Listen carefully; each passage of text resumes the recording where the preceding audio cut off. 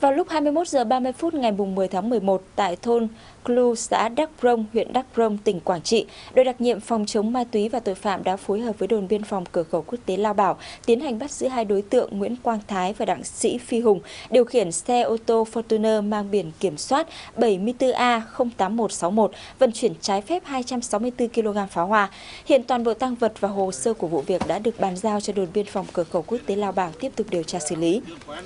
Trước đó, ngày 9 tháng 11, Công an huyện Hướng Hóa, tỉnh Quảng Trị cũng đã phát hiện và bắt quả tang một đối tượng dùng xe ô tô lắp biển số giả để vận chuyển trái phép 380 kg pháo hoa.